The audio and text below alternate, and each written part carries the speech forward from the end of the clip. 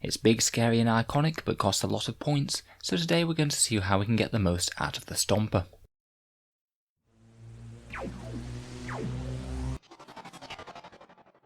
Hello and welcome back to Auspex Tactics, the strategy focused 40k channel, where we're all about getting the most out of our miniatures on the tabletop. Now, since the start of 8th edition, and particularly when comparing its rules to Imperial Knights, the Stompa's generally been considered pretty overcosted. At 870 points, it could cost you double what an Imperial Knight might cost. And while its durability is decently increased from an Imperial Knight, its damage output isn't really proportionate, and it's been a bit sad having one of the most iconic Orc units being very overcosted in-game, to the point where you're significantly hampering yourself if you include one in a 2000 point list. Saga of the Beast has helped out the Stompa with a few powerful options though. I'm still fairly sure it won't be played at the very top tier of competitive play, but I'd argue that it's significantly better than it was before the update. In today's video we're going to talk about how to try and get the most out of the Stompa if you want to field one in your list and want to get the most orky carnage out of it.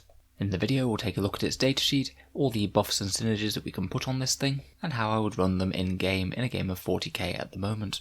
In the background, an Orc Stompa is a small Orc gargant, roughly equivalent in size to an Imperial Titan of Warhound or Reaver class. In standard Orc fashion, every single Stompa will be different depending on the whims of the individual mech, but all are walking effigies to Gork or Mork, clad in the mightiest armour the mechs could provide, and bristling with guns. As a war begins in earnest, many of the fevered brains of the mechaniacs come together and direct their grot slave crew to build mighty scaffolds, within each of which a Stompa begins to take shape. Massive, belligerent, pot-bellied effigies that inspire the energy of the war to a fever pitch around them. They lumber into battle, spurting smoke from their boilers, and laying into their enemy with weapons such as deffkannons, Supa-gatlers, and all manner of bolt-on big shooters. They can also be used as the personal transport for a mech or a war boss, the great belly of the Stompa opening to disgorge a mob of angry orcs right into the thick of the battle.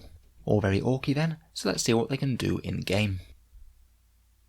So a Stompa is of course a Lord of War choice for Codex Orks, and here we can see an excellent pointed datasheet from Warpedia, so thank you for that. At base they cost 800 points, but they don't really have any flexible war gear options, so every single Stompa after you've paid for the guns will be 870 points. It's a bit of a problematic points cost for a Lord of War, because it means that in a standard 2000 point game, you can't fit a super heavy detachment in, so you can't bring 3 Stompas into a 2000 point game, which is a weakness in its own right, never mind the high points cost. It has a pretty mighty stat line as you'd imagine, a movement of 12, weapon skill 3, ballistic skill 5, strength 10, toughness 8, 40 wounds, 6 attacks, leadership 8 and a 3+ save. So relatively big and durable there, though the Stompa still does pay a reasonably high points cost per wound, 20 points per wound, where things like an Imperial Guard Leman Russ battle tank are closer to 10. Nevertheless, all being in one mass, he will be hard to shift and actually take down, though he is somewhat hampered by a very punishing damage table. Most vehicles don't start to degrade unless they're half strength or worse,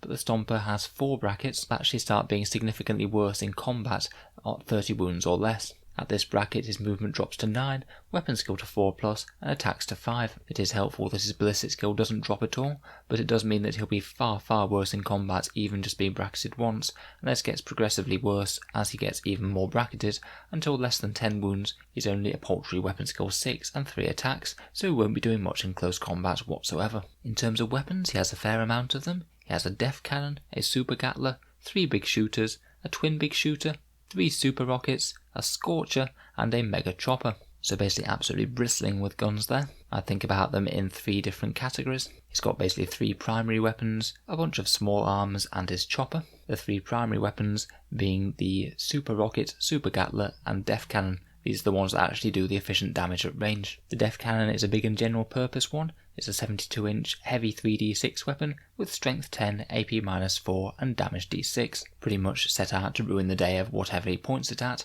though it can be very swingy with those d6 rolls. On average roughly, he'll do about 10 wounds to a toughness 7 or toughness 8 vehicle, and that's having accounted for Daka.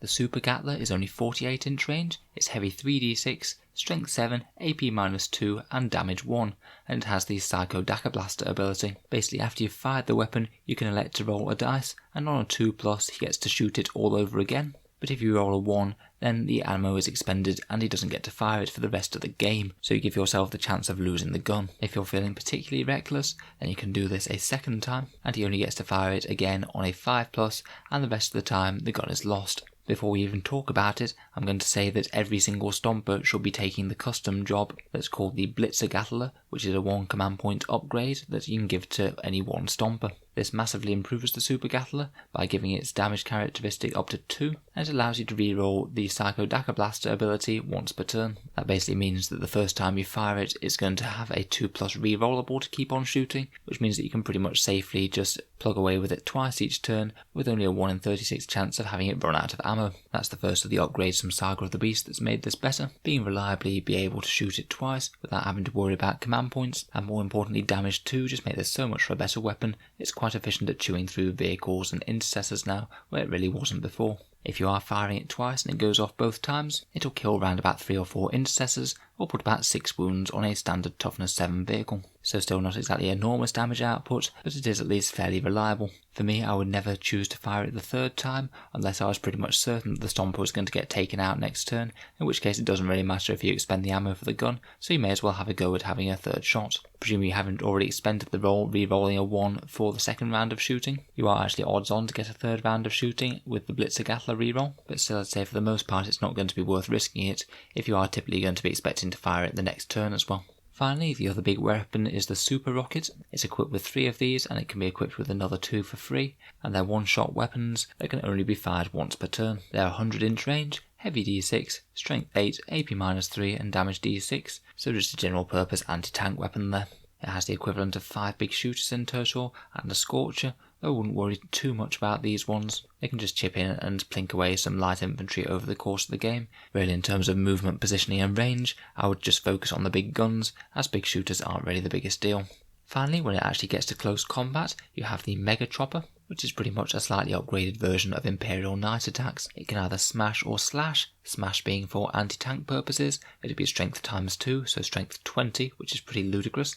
AP -5, so typically target saving on their invul if they have any, and damage 6. On full profile, this will on average give you between 3 and 4 wounds on the enemy, so typically dealing anywhere between 18 and 24 wounds on your standard vehicle target. Basically, if you can catch heavy targets in melee with a Stompa, you're going to mess them up. The slash profile for anti-infantry is strength user, so strength 10, AP -2 and damage D3, and you get to make 3 hit rolls for each attack made by the weapon. So this one will help you chew through some hordes. On average it would kill about 10 light infantry, say Ork boys or guardsmen, or about 5 or 6 Space Marine intercessors. In terms of special rules, it has all the standard Ork ones in Here We Go and Daka Daka Daka. Always good to have some slightly more reliable charges if the enemy does get a bit too close. If it explodes, then it explodes in style, being a 6 for 2d6 inches and d6 mortal wounds, so you really can't afford to have this going up in your own lines. If it's taking a lot of damage from shooting it, you're worried about it exploding, then save a command reroll to reroll that dreaded 6, and if it goes down in enemy lines, it may be worth a outside chance to roll that 6 with a command reroll, just because of how much destructive damage it might be able to do if it blows up in the centre of enemy lines. It has a bigger and stompier special rule, which means that it can fall back in the movement phase and still shoot and charge in the same turn, much like Imperial Knights, and it can also fall back over infantry and swarm models. Thankfully, it can also ignore the penalty for moving and shooting heavy weapons, which will be pretty bad otherwise. Finally, it's got a couple of little extra special rules, including the Stompa Rigger Crew, which means that the riggers can attempt to repair the Stompa at the end of the movement phase, and if they do so, then roll a d6, and on a 2+, the model regenerates d3 wounds. I'm honestly unsure whether this can be stacked with the Big Mech repairs rule within the same turn. Both rules say that the model can only be repaired once per turn, so I'd say potentially probably not, but they are different rules, so I'm a little bit uncertain. Let me know if you know the answer to that one down below in the comments. Either way, it's pretty handy to have a little bit of built-in wound regeneration to help make it that little bit tougher. It also has the effigy special rule, which means that you can reroll morale tests for friendly Ork units while they're within 6 inches of him. Certainly not his primary purpose, which is only going to be a positive, so why not? And finally, it can use its transport capacity, where it can transport up to 20 clan infantry or flash kits, and each jump pack or mega armoured unit takes the space of 2 models. Personally, I'm a little bit uncertain as to its transport value, really. I feel like the Stompa already has really quite a big shoot me badge on it already, without adding even more reason to target it to kill it dead as soon as possible. But I guess if you were hellbent on sending the Stompa straight into enemy lines, rather than sitting back and using it as a bit more of a shooting platform, then this could be a reasonable way to get a slower moving unit such as Meganobs right up into the enemy's face. At least if and when the Stompa does go down, you'd be able to get them out and hopefully they'd have a much easier charge the following turn. It is quite impressive that they can transport up to 10 mega armoured knobs. That could be a seriously potent melee threat that could take up the centre of the board upon the Stompa's demise. And of course you could put other things in there such as war bosses, regular boys, flash kits, basically anything that you think would profit from being inside the Stompa and either getting out in the midfield or getting out when it blows up. So overall, the Stompa is a massive Lord of War that's a bit of a generalist. It's got powerful shooting and powerful melee and decent defense, though you are paying a massive premium for these powerful abilities. As it's such a big model, you can certainly stack a lot of buffs and synergies on it, so let's talk about that now.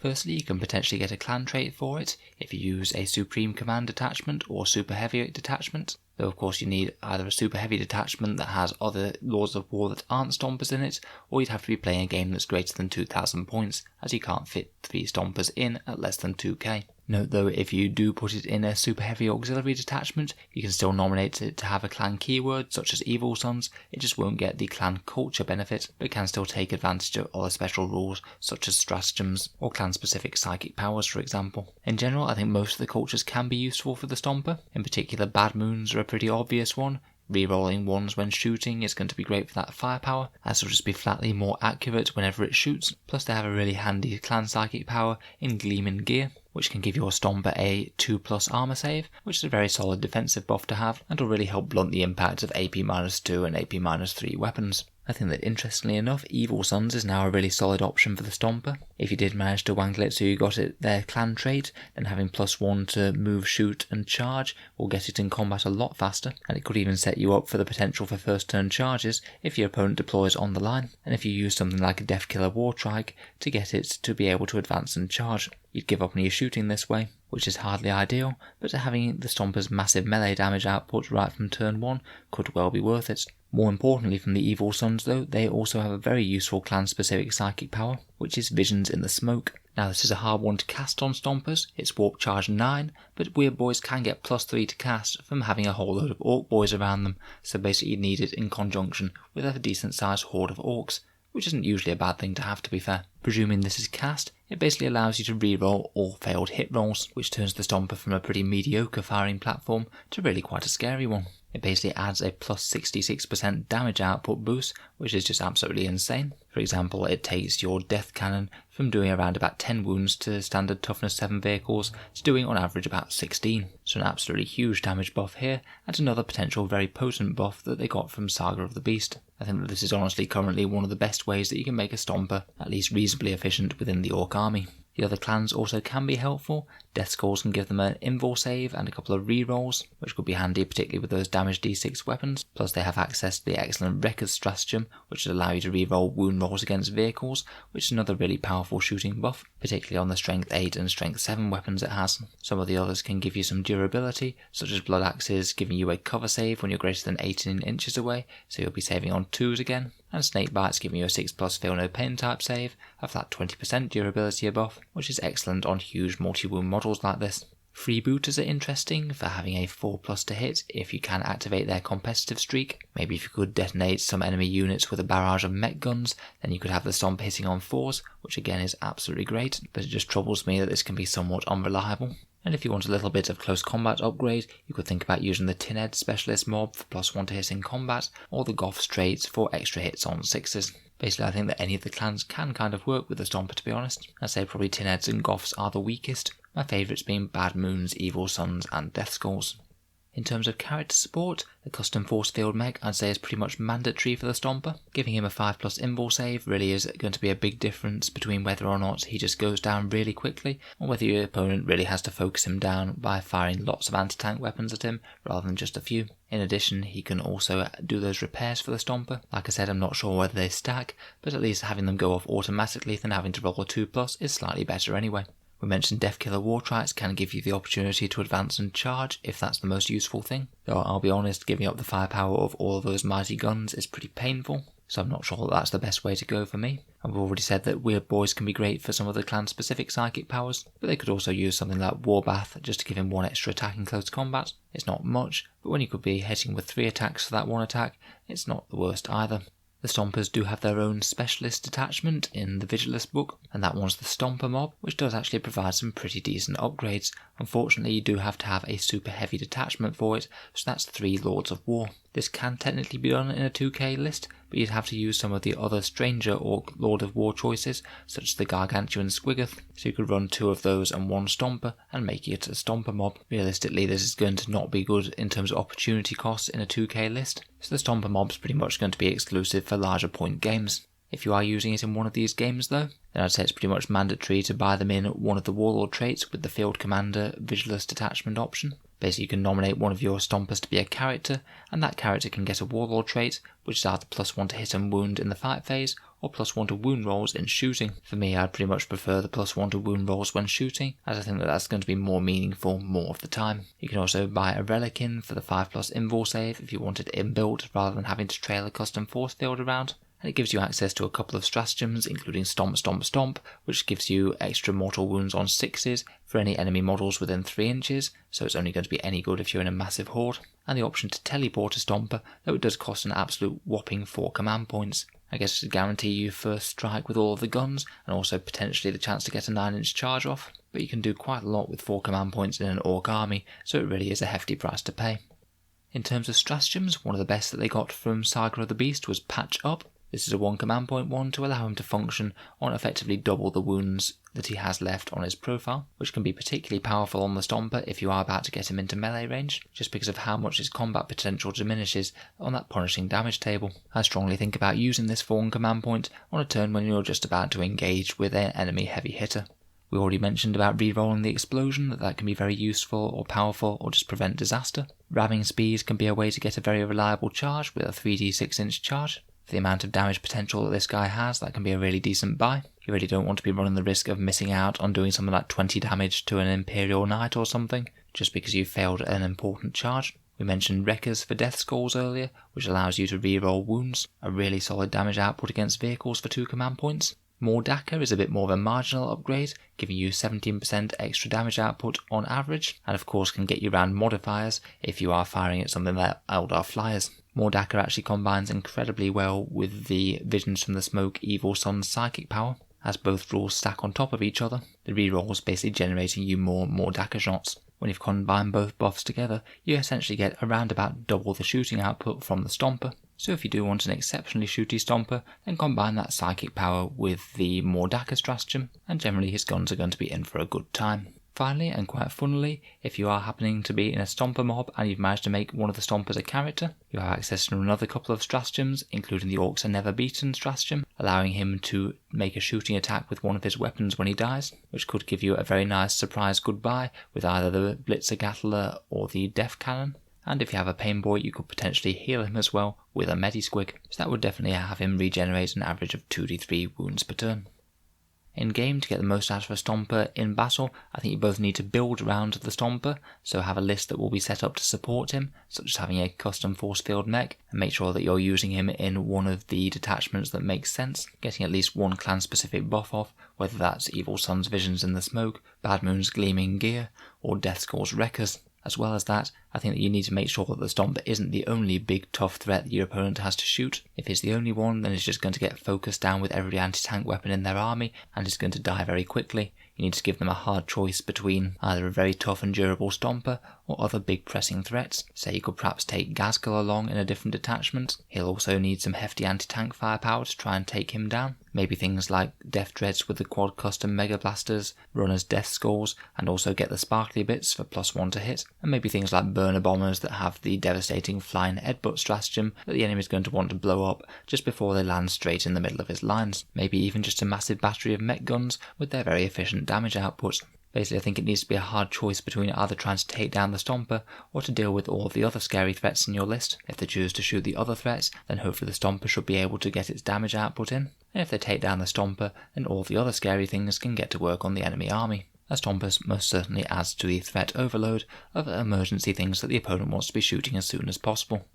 In terms of deployment, I'd certainly set them up near the custom force field mech for the 5+ save and auto repairs, and depending on the enemy army, you could either think about setting him up really far back just to get the most out of his range potential, or setting him up at the front of the deployment zone to try and go for both ranged and melee damage. Basically, if the opponent only has a certain amount of low range anti-tank weapons, such as things like Leviathan Dreadnoughts, or maybe a bunch of plasma weapons with 36-inch range or something, you could quite happily outrange these turn 1 and just let rip with all of his 48-inch range weapons for a turn or two while your opponent painfully pushes up, maybe putting themselves in range of your other orky threats. He could be quite like an Imperial Knight like this, using his good movement and not caring if he moves and shoots to outrange the enemy army, force them to push up, and then maybe go on a bit of a counter-attack. We already mentioned a little bit about his damage output earlier. At range between his 3 primary weapons, he'll kill either around about 10 intercessors, put about 18 wounds on a toughness 7 vehicle, or about 11 or 12 wounds on an Imperial Knight. Naturally, if we do buff him up with psychic powers and stratagems such as the Evil Sons and Daka combo, all of these will basically double in the amount of damage that he does, though obviously it's not guaranteed to get that psychic power off. His combat damage is pretty equally impressive, about 20 wounds to vehicles with no invul save, around about 6 intercessors or 10 orc boys, but be aware that this will drop off hard as soon as he starts dropping down the damage profiles. In game, I try and treat him just like an Imperial Knight, try and get damage out of him in every phase if it's possible. If you can, you want to be falling back, shooting and then charging something new every single turn. Thinking about using stratagems, whether that's patch up to keep his combat efficiency good, or anything else to improve his damage output, and certainly think about saving a reroll for that explosion if it happens somewhere important. Finally, if you are using his transport capacity, you could use him as just a way to get some models very slightly closer to the enemy deployment zone. If you set him up at the front of your deployment zone when you had first turn, you could essentially gain a little bit of free movement with some orcs, as they'd be able to set up 3 inches in front of him plus the width of their base, which is a small but meaningful buff to how close they'll be getting to the enemy in the first turn or two. Otherwise, you could push him up into the midfield, and he'll either blow up to enemy fire, or be able to hang on for a turn, and have a scary orc unit jump out to charge the enemy.